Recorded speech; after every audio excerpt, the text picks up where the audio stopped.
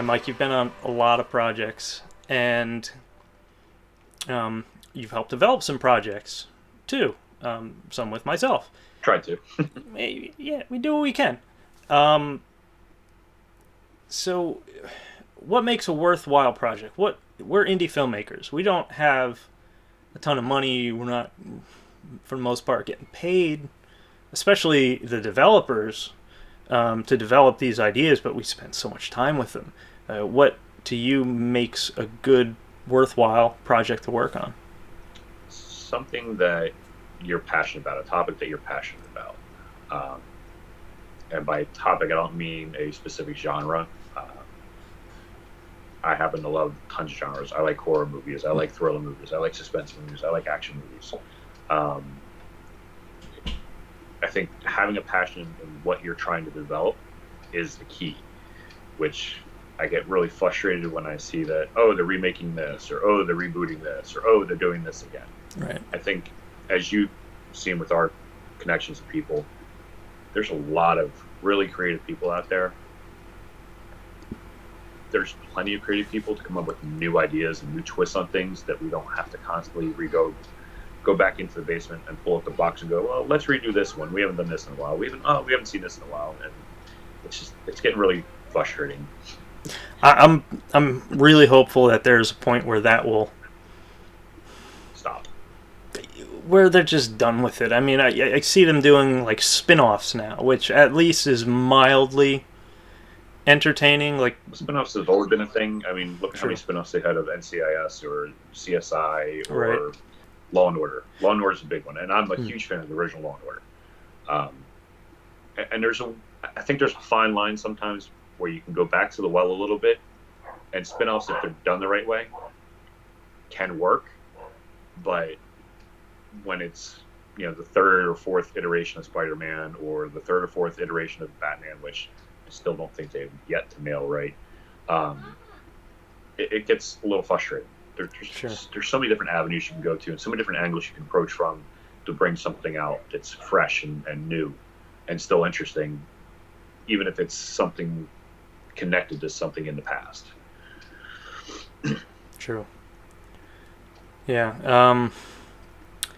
I know there are certain remakes, and I mean, we're talking about remakes. We've also got like video game movies, like things.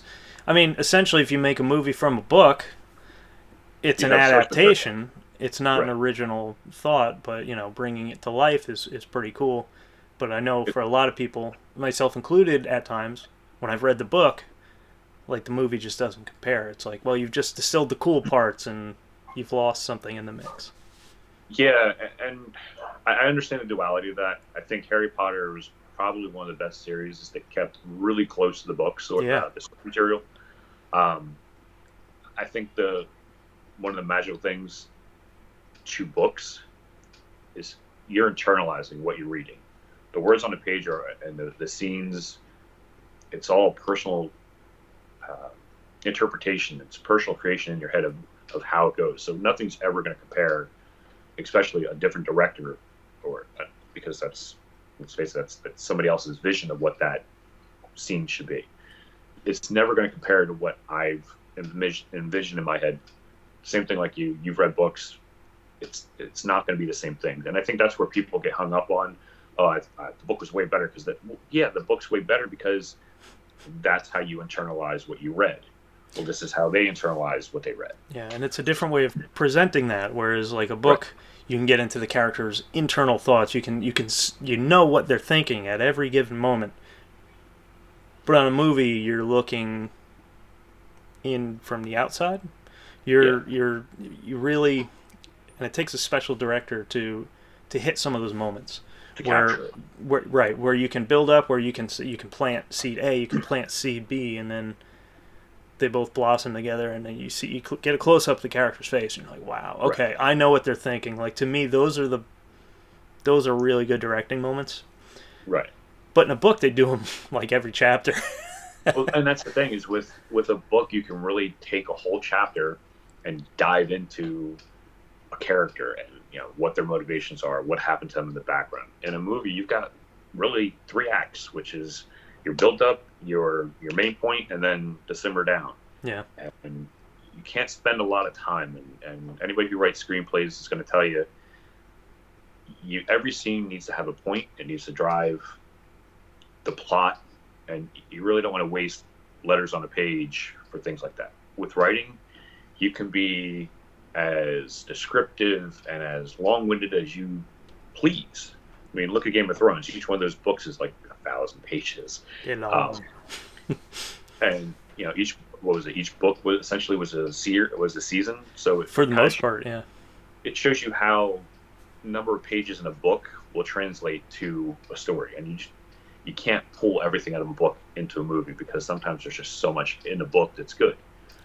I think there's a lot of things they could have put into Harry Potter movies, but overall, I think they did the best job of capturing. They did good, and you're not just looking at a director to translate the book. You've got producers, you've got fans, you've got kids who have short attention spans. There's a lot of masters to serve there, right? And it's a magic trick pulling it off. It gets lost to people who don't understand the process or any aspect of the process, of truly how many angles you need to cover. It's a very broad spectrum, especially for a book and a book series that was as popular as that. There were so many expectations for when this was announced that they're going to make a movie series out of it. So understanding that and trying to check all those boxes off is definitely crucial. But again, there's tons of books, there's tons of source material, there's tons of video games, there's just tons of people who have creative ideas that I don't feel we need to go back to the drawing board every time. It's funny because Hollywood has, even in like 30s to the 50s, like they may have remade the same movie a couple times. I know there's one movie that Alfred Hitchcock, he was in England at the time. He was an English filmmaker to start, and he actually, like, it's weird. Like on the Blu-ray, you can see all the establishing shots and all the outside, the inserts and everything. They're the same, but he reshot the film with German actors for release in Germany. Like, it's weird. It's strange, but it's essentially the same movie, just different actors with a different spin. I think what causes that is they have a formula, they know it works, and it worked in the past. We just need to spice up and modernize it a little bit, and it'll work again. Well, that's not the case. People want new stuff. They want a new experience when you go to a movie. Yeah, I mean, if you mess up Transformers enough, soon enough people won't want to go see them. I don't think I've seen the very last one. I think the first one was awesome. The first 2 or 3 maybe were really, really good, and then we're beating the horse. That's the thing. But here's the thing: if you haven't seen Bumblebee, I have not. Check it out, because it's a spin-off, right? It's just focusing on Bumblebee. It's a really good character study of the human, which I feel like we haven't gotten. Like, Shia LaBeouf's character was very running around here, running around there. I need a girlfriend now. I need a new girlfriend. Like, this actually pertains to the plot. It was, and it was the same way I felt watching Generation 1 as a kid. Like, I don't care about the kids. I want to see the robots. But at least that Spike made sense for the show, because that was the Autobots' kind of connection to humanity. Right. I really wasn't a big fan of Shia LaBeouf's character, the way they... Well, it didn't work in that way. It really, the way either the script or whatever was set up, it didn't work. It didn't translate. Right. But in Bumblebee, that is solid. Like, the girl is really the main character, and Bumblebee is there. Now, the only thing that I feel like was lost in that movie was the scale, because you've got Bumblebee. That's it. It's not like, the Bumblebee Avengers with Optimus and everyone else. Like, it felt like a step back, but at the same time, it was a huge step forward for storytelling within the Transformers universe. I will definitely have to check that out. Yeah. Okay. Run short on time. We're talking about remakes and why they suck. What's your favorite remake? Favorite remake? Honestly, I can't think of a remake that I've really enjoyed better than the original. I can't think of one off the top of my head right now. Okay, I'm going to give you another chance after I say mine. So the 80s version of The Thing was a remake from earlier. I don't know if it was 40s, 50s, 60s, but it was an older black and white movie. I haven't seen it, so I don't know if I can even speak to this, but I've heard the original is very good, but the 80s John Carpenter's version of The Thing is amazing, and I know that they've kind of twisted and creatively put a different layer on it, and I'm sure it was a remake done with love, which is what counts. I believe it was, but I also think that they had the benefit of better effects. Yeah. Which that is kind of a high effect movie for that scare point and to nail some of the points that they want to in there that I think were better conveyed. I haven't seen either, but from what I understand, it's a much better, but it's very true to the original.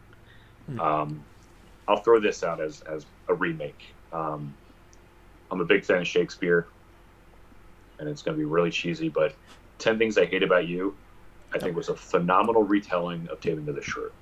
Okay. Yeah. Again, a movie a story that's just been told numerous times, numerous ways, but there was something about that. I can actually sit and watch that movie all the time. It was young Joseph Gordon-Levitt. You had what's her name? Julia Stiles, Heath Ledger. You know, that was like his first movie. Yeah. And looking at things that he went and did. I mean, obviously everybody knows him for the Joker, but I liked what they did with that. They kind of brought to modern times. It was set in high school. It was interesting. So right. I'll go with that was my favorite remake. So common thread here, love for the original. Maybe doing things a little bit differently, putting a spin on it. So it can be done. It's just for some reason Hollywood right now it's all about, and it's not older things that they're pulling. It's things that aren't even 10 or 12 years old. Yeah. That they're remaking. We're already getting another Batman. Yeah, you'll never see anybody remake a John Hughes movie, and there's a reason for that. You can't beat that. Ferris Bueller's remote schooling day off. I will personally go to the set and destroy it if I hear that's being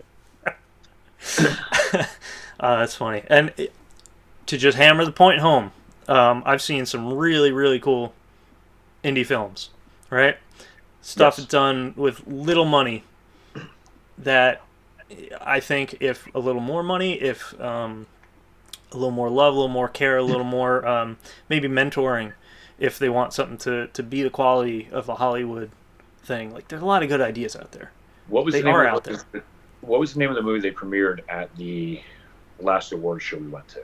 Because that was phenomenal. The one that took place in not Thailand. It took place in the Philippines. Yeah. Yeah. That was pretty good. That was a phenomenal movie. That was good. I thought it was phenomenally shot. It was really well done. You can clearly tell that there was a lot of love and attention that went to that. I think that was better than a lot of the multi-million-dollar movies that I've seen. Sure. But it was an independent film. That was good stuff. I have no idea what the name was. And I feel horrible because it was such a good movie and I can't remember the name of it. Have to find it and put it in the description on the bottom. If we find it, it'll be in the description. And likewise, where can we see your previous work? Netflix for any of the Marvel stuff. Don't look too hard. You'll blow right past and you won't see me. The only thing that you'll see me in for an extended period of time was my one shot on Limitless. I don't remember what episode it was, but the stuff that I produced with you is on YouTube and can be found at FroVideo, which is stuff I'm the most proud of. It's Michael R. Bollentin, producer, actor, all-around great guy. All trades. Thanks a lot, Mike. Links in the description. Thanks for going Indie Depth.